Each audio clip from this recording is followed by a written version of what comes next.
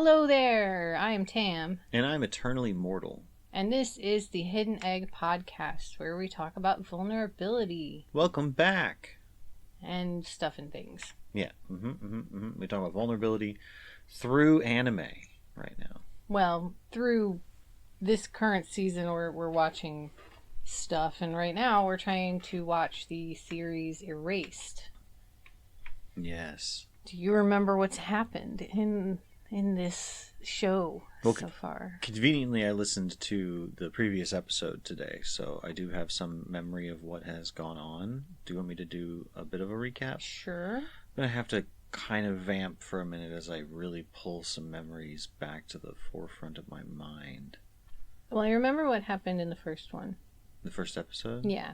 Yeah, go ahead. Well, we can kind of condense it by saying that there's this guy, our main character, Satoru. He has a normal life. He's trying to be a graphic artist of some kind, probably, I think, for manga. Manga, yeah. And he's not digging very deeply emotionally into his work. And he works at a pizza place as a delivery driver. And then suddenly he has these little butterfly moments where this butterfly happens, and then he calls them revival, where he goes back in time, most of the time just a few minutes, and then he has to figure out what he needs to change in order to save somebody's life, which is really neat. And then it starts to unfold that there's some thing that happened in his childhood where children were getting abducted and or killed, and he was like right at the center of that, and the adults worked really hard to make it to where he didn't remember any of that. And I think he wasn't the only one. I think there were a few, because I think his mom said that we treated you kids that way. They did say that. And then at the end of the first episode, his mom died. Yeah. Presumably because she was digging into...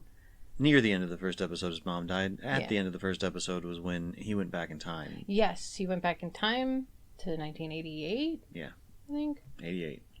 As a almost 11-year-old boy. We had a lot of confusion about how old he was. But we have a birthday coming up on March 1st, which is Satoru and Kaio. It's March 2nd, I thought. March 2nd, maybe, whatever.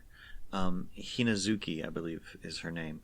They both have the same birthday. I wrote them down. Hell yeah.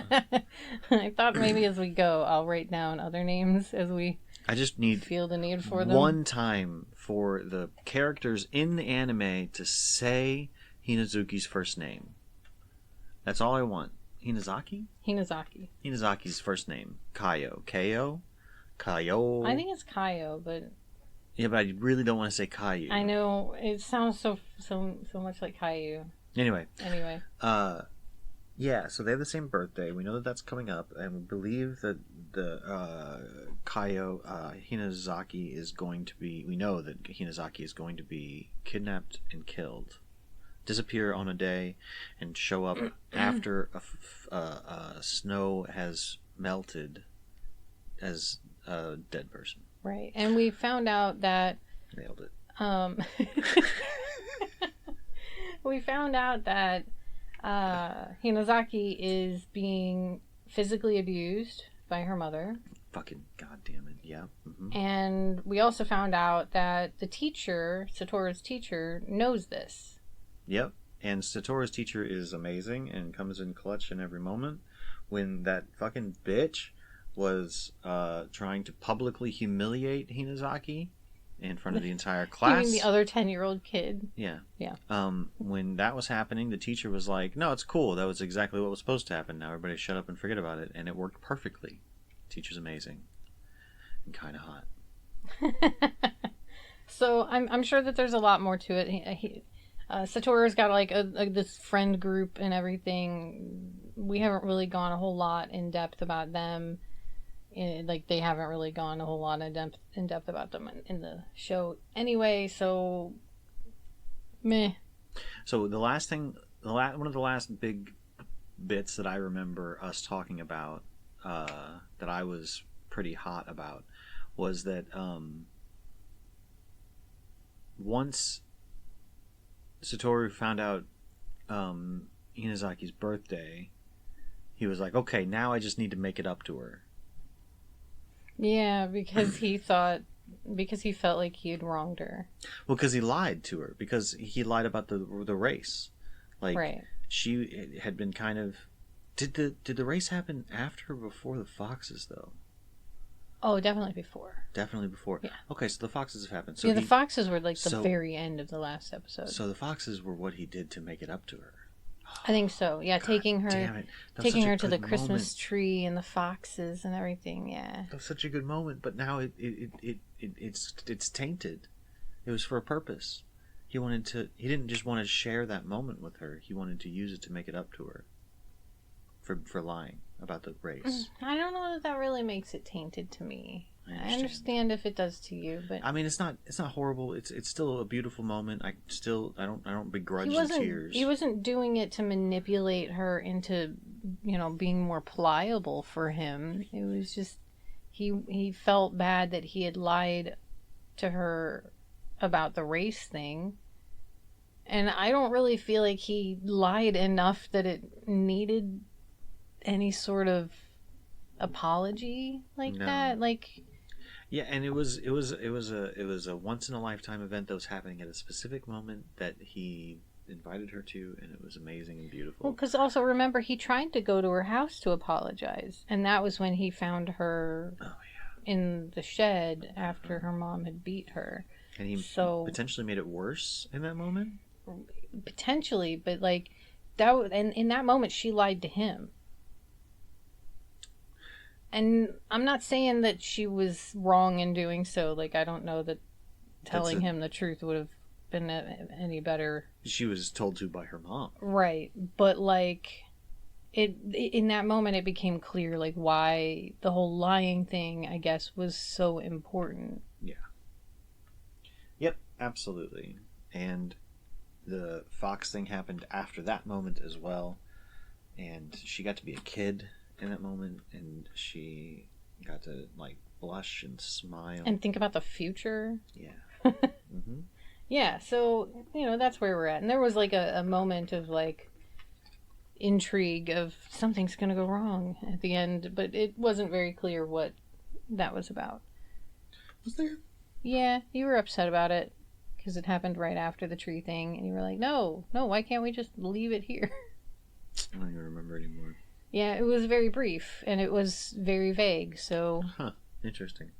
Yep. So that's where we're at. Okay. Good recap. Well done, team. Again, thank you all for joining us if you're hanging out. We were watching Erased. Make sure you watch the original content. Well, I mean, you do what you do, but, like, I'd like to promote watching the original content. This is on Netflix, and it's pretty good. It's pretty good so far, so, check it out. Yeah. Anything else you want to say? No. All right. Boop. Boop. Timestamp.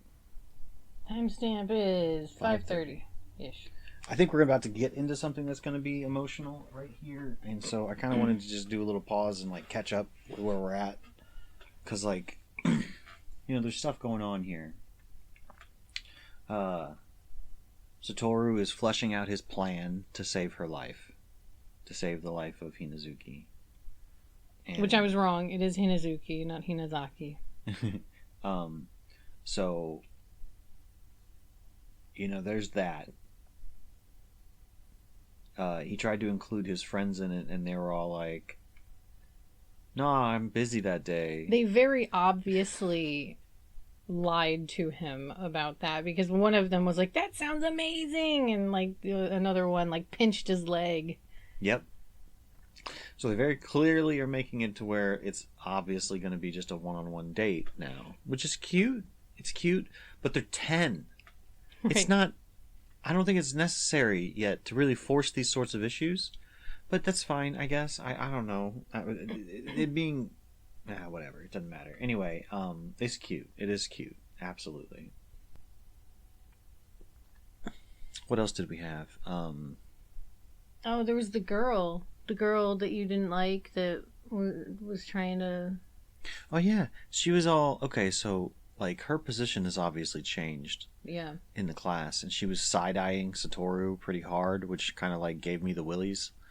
And then after class, like 3 girls just like pounced on the teacher and were like, I don't understand this, could you show it to me? And then like the girl that sits next to Satoru was like, I hate how they just jump all over him like that. And he was like, you just did that too, like until like a week ago. You could go up there too if you wanted to. And she's like, he thinks I'm a thief, and so do you, but I don't care anymore. And she walked away. That was basically the whole interaction. And like, I don't know, there's a lot going on there. I don't know where she's gonna go. She could go in a number of directions from here. Yep. And now Satoru is asking Hinazuki's mom's permission to take Hinazuki somewhere on Saturday. The Science Center, apparently. And we've already heard her say no. Yeah. We've already heard her say no. And I think the anime would be pretty crappy if they didn't go, if I'm being honest. The Science Center sounds like a perfect anime moment. Kind of makes me want to go to our Science Center. Meh. But yeah, I think I'm ready to continue. I just kind of want to do a little catch up. Yeah. Any other moments you saw that were interesting? No. I mean, everything we've watched that was interesting, the interest is in the things that I vaguely remember happening from it. So we have to get there. Okay. Boop. So 7:15. Yeah, we didn't get very far. Well, we got the interaction with Hinazuki's mom, which is what we were going for, and we had a hero show up. Yeah. The mom was about to slap Hinazuki, and then Satoru's mom came in and caught her wrist. Yep. And then diffuse the situation, because obviously she knows what's going on too. Yeah, she can obviously sense it. I'm a little concerned though, because like Hinazuki's mom is now feeling targeted, and her outlet for her emotional trauma has been her child for the last 10 years. It would seem. Well, we don't know that it's been going on for 10 years, but it's been going on for a while. Certainly for a while, because Hinazuki is obviously very damaged from this. This looks very practiced to me from her. But yeah, Satoru's mom came in clutch and kind of diffused the situation and kind of made it to where they both do get to go, I think, on Saturday. But we'll see. I'm still concerned about it. Hinazuki's mom could do anything at this point. She's a very chaotic element in this story. Yeah. But, I mean, one thing I kind of want to address about it, to bring it into the real world, is that it is very dangerous to actually confront the abuser without proof and authorities to take care of the situation. Because the abuser is going to be such a chaotic entity. In any sort of way that you confront them, it's a possibility that they may go hard. And take it out on the person or them abusing, or whoever. Worse, or they could lash out at you. They could up and move away. And then what are you going to do then? They could attack your property or your house if they know where you live and stuff like that. There are all kinds of different possibilities, and so definitely got to be careful out there, and the authorities are the best way to go about it, although the authorities aren't exactly always great. I'm not a huge fan of cops, although there's going to be some out there that are going to be decent enough to be able to help. But yeah, it's a rough situation, and Satoru's mom, while I'll call her a hero, may have made things worse. Well, at the very least, she put herself in a dangerous position. And that's something that needs to be calculated. That's something you have to know what you're doing, why you're doing it, and what you're capable of being able to handle as a potential result. I firmly believe that Satoru's mom was fully capable, had the woman turned on her, of being able to defend herself. This seemed like it. The way she grabbed the hand seemed pretty like she could have handled a hit or two. And honestly, Hinazuki's mom did not seem like she could actually like be in a fight. No, yeah, that's why she's beating on a child. Right. But let's just be clear. In the really real world, that was not a good idea for most people. I agree. I'm so stressed about the look in Hinazuki's mom's eyes at the end of that, though. Yeah. We'll see. We will see. Okay. We ready? Yeah. Boop! Boop! So, we're at 10:50. And Satoru has just realized, like, his memories are starting to come back. He just realized that he hasn't actually changed anything by bringing her here, because he met her here, like, by chance, the first time around. Mm-hmm.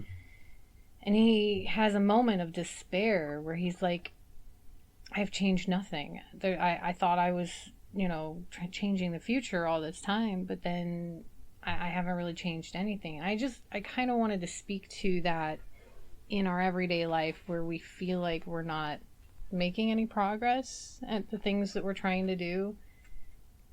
That happens so much. Sure. To me, at least. I'm sure it happens to everybody else. And what he did with it was perfect. He immediately was like, wait, no. The things I have done have actually changed things. So I just have to keep going. And he perked back up, ran up to her to catch up with her, and asked to carry her coat. Because that was the first thing that he could think of to do that would be different. Sure, yeah. He wouldn't have asked to carry her coat in his previous timeline. Right. So this is it's something small, and maybe it's insignificant, but you don't know. You He's still just trying. Don't know what is going to make the difference, and you have to keep trying. And I just wanted to point that out. Yeah, it's very cute. Absolutely, I agree. Did you have anything you wanted to say?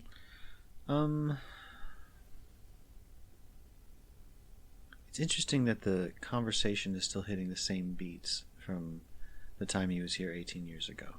Because they had less of a connection last time than they do now.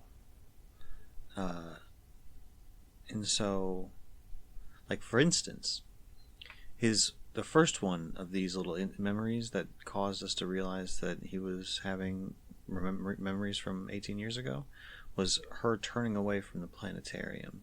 In this timeline, she said, we saw enough stars last time. Yeah, I assumed that was... Didn't they say that that they had a school trip going to the science center? I don't remember that, but she's referring to the Christmas tree with all the stars coming through the lights. It seems obvious to me that that's what she's referring to. Maybe you're right. That she was like, we saw a bunch of stars. We don't need to see more stars. And the flashback did not have her say anything. She just turned away. Right. So there's already some slight differences happening. Yeah, very subtle differences. But like...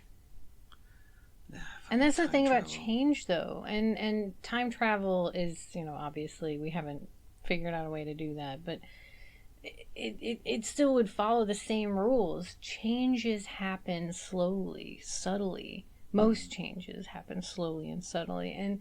And that tiny little change may actually be much bigger as a ripple moving forward. Yep. Yeah. You can affect the past, like, sure, making a tiny change isn't going to affect it 10 seconds after you make the change, but 10 years after you make the change, yeah, it could change everything. It's just like, you remember in Doctor Who, that one thing with the Prime Minister, where he was like, I can change your whole thing just by saying one phrase, one simple thing. 6 words? Yes, 6 words. Doesn't she look tired? Yeah. And that brought down her entire campaign. Yep. So, there is something to be said of something simple making a huge impact over the course of time. Right. But time is definitely a big factor in that. Yeah, and this story has a time limit. Yes. So we will see. Because as far as I can tell... Okay, so maybe we didn't skip too many days, because, like, I don't think that this is March 1st. I think maybe it is. You think it's March 1st right now? Yeah, because he thought that he was keeping her out from that patch of park. Because he thought if he could just get her away from her mom, then that would save her. So, but he saw her on March 1st at about 6 p.m. He said this. He saw her at that park at March 1st at 6 p.m. Did he also see her here on March 1st before 6 p.m.? I guess so. And just forgot about it. It seems like it. But then did they walk to that park together? So we got to see what happens from here. Yeah. Okay. All right. Yep. Good talk. Good talk.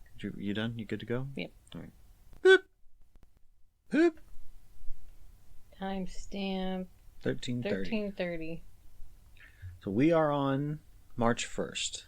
Yeah, I was wrong about the Science Center. That was February 27th. Apparently the 27th. We are now on March 1st.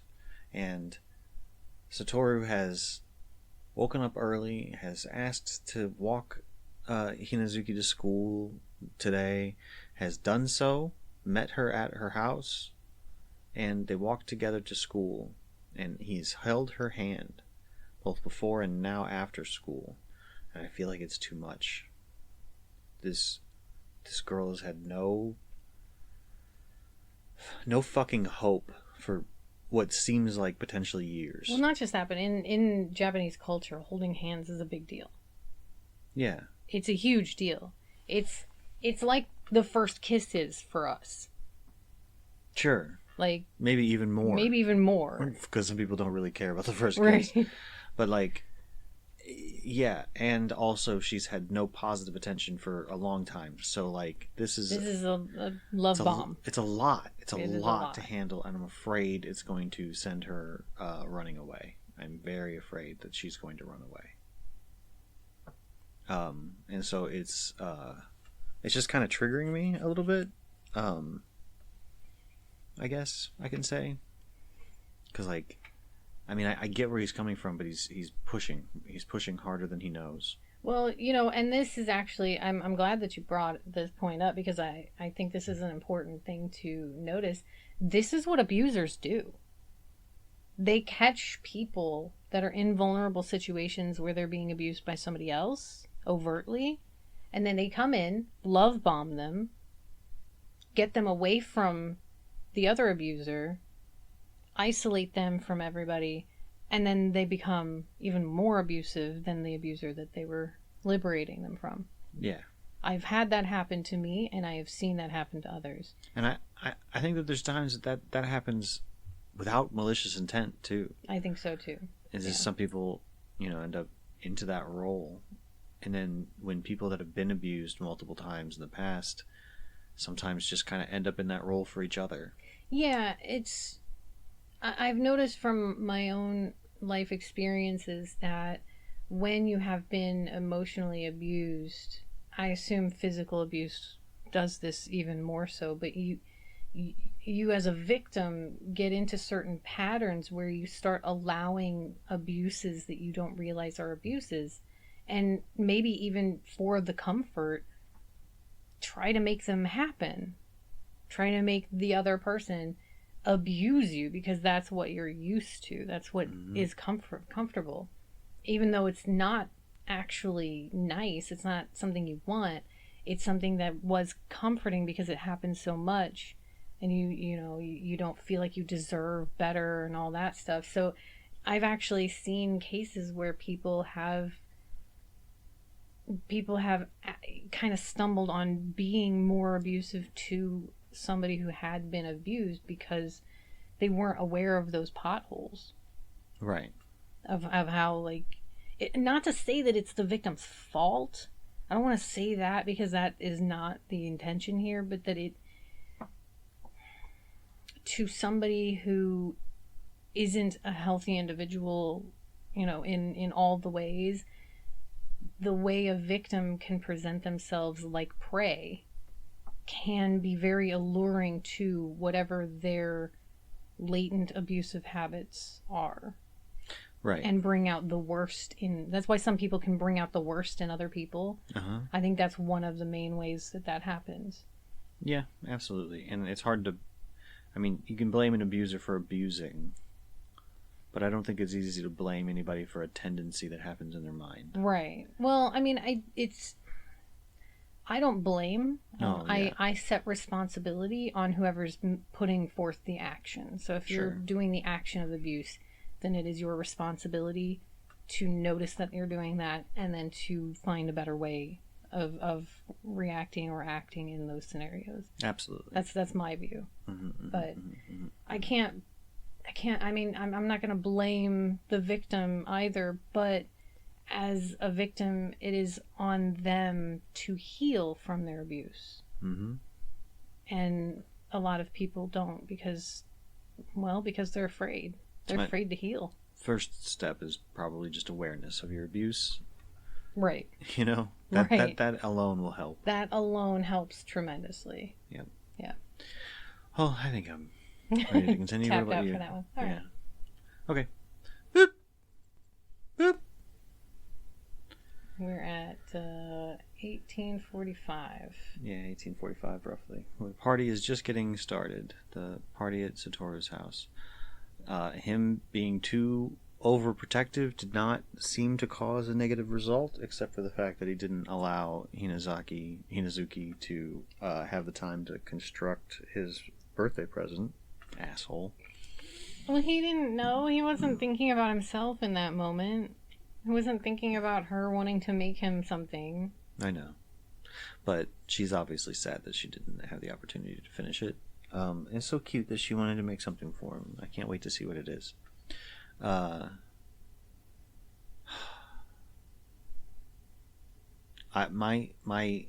so tense. I'm so tense. Just waiting for the bad thing to happen. I mean, we're definitely only on episode 4, so it's not over, obviously. Obviously. Maybe it's just a nice show about good things that happen to good people. Called Erased. Mm-hmm. Makes total sense. I love how at the grocery store he realized or remembered that he bought the exact same amount of stuff the first time around, but it was just him and his mom. He didn't have a party, so his mom and him just ate a bunch of sandwiches for like the next week. Right. They just made 5,000 yen worth of sandwiches. I was going to say $50, but I don't know what the actual exchange rate is. But yeah, 5,000 yen worth of sandwiches. Yeah. Because he just bought like tomatoes and lettuce and some lunch meats. I don't know what the cans are. Might be tuna. I don't know what the they have packages. Canned like chicken and beef and stuff too. I don't know what those packages are. I think those are ham. The Goldie ones that are like the with Goldie the crinkle. Ones? I don't know. Maybe they're chips. Maybe they're chips, and then a loaf of bread. Well, and can we really just point out the fact that their loaf of bread is like half the size of ours, so they have 2 of them? Oh, they do have 2 of them. They're square shaped. Yeah, they are kind of cubish. We have square shaped bread, but the loaves are long. They're like 1.5 foot long. I don't know. They're long. It's yeah. The package is oblong. It's not square. Those are definitely square. Right. So weird. But anyway, yeah, so I think we're going to be having a good party. I think the party's going to be nice and everything. Maybe episode 4 is not going to end with anything terrible. I just, my spider senses, my anime senses are tingling. And, like, I'm so tense. I'm going to need, like, minutes to relax my neck and shoulders after we get done. Certainly. Anything else you want to say? Nope. All right. Boop. Boop. So, we finished the episode. Okay, so, like an asshole, as soon as Hinazuki implied a future, I was like, she implied a future. She's obviously dead now. Fucking anime. Why are you looking at me? I actually didn't remember that she legitimately died. Is that... I don't even know that that's what happened yet. It's just we know that. Well, Okay, yeah, so that's true. what we But do know, I mean, he said it was never fulfilled. it was never fulfilled, and that's such a line. It's such a line to put in there, and it's like, what do you mean it was never fulfilled? We don't know that yet, motherfucker. Why are you giving up hope? And it's like, yeah, but this is the story. Yeah, this is the story. So like, the story wasn't about. Because remember, his revival wasn't about saving people in the past. It was about saving people that were right there in the present. Yeah. Yeah. And so I think this is the moment where he's got to contend with the fact that he was never going to be able to save her. This is about trying to save his mom. Right. Maybe the emphasis here is that he can't save everybody, but he's got this special power to be able to enact to save the few that he can. Right. But there's something wrong going on that he needs to be aware of. He needs to figure out what it is. That's a hard thing for an anime to do, though, to take away a character like that, take away a beautiful. Of course, it was fucking projected from the highest mountaintops. If you've ever watched anime, don't recommend this to people as their first anime. No. If you ever do that, that's evil. No. How dare you? Why would I do that? Not you. I'm talking to everyone in the world. This one or Elfen Lied. Right. I did tell you when we started this that like it gets deep and it hits hard. Yeah, I know. It's not quite Elfen Lied, but it's on that same line, and it's closer to Elfen Lied than it is to Fruits Basket. I fucking like I hijacked my own feelings about it too, because like I did that whole outburst being silly. Yeah. And so then when it seemed to be true, I didn't because I would normally be crying heavily over that because Satoru tried so hard, but I'm not looking at Satoru suffering, you know? I would be crying desperately if I saw his pain, if it showed it to me. It's interesting to learn about myself. That is interesting to learn. Yeah, it's also interesting I didn't really focus a whole lot on the fact that they don't go into his pain all that much. Or not yet. We haven't gotten to episode 5 yet, but because like it was so fucking fast. He stayed up an entire night after day X or whatever, and then went to go pick her up the next morning, well before she was awake, and then walked to school, and then did the whole shopping thing, and then went home for the birthday party, and then did the presents and everything like that, and walked her home. Got that wonderful, wonderful, I'll give you your present tomorrow. And then because he was so exhausted, he overslept and wasn't there to pick her up. From school. Wasn't there to pick her up. And when he got to school, and the teacher was like, I was just about to call you tardy. He was like, I'm safe. Thank goodness. And then the teacher said, so is Hinazuki the only one tardy or absent?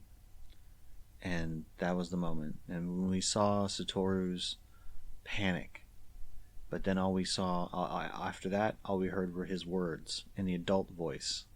Right. She didn't come to school the next day. The promise she made was never fulfilled. And if I'm being honest, like that's kind of the point of Satoru. Like from the very first scene, I think, when he was in that job interview, he doesn't dig deep. So the fact that we're not focusing at all really on his emotions kind of fits with the fact that he hasn't been focusing on his emotions. He hasn't been digging deep. He doesn't insert his emotional state into the situation. He keeps that hidden. Yeah. I think that's something you can identify with, if I'm being honest. I'm having a hard time. I'm thinking about other shit. Sorry. That's okay. What are you thinking about? I'm trying to find words still for it.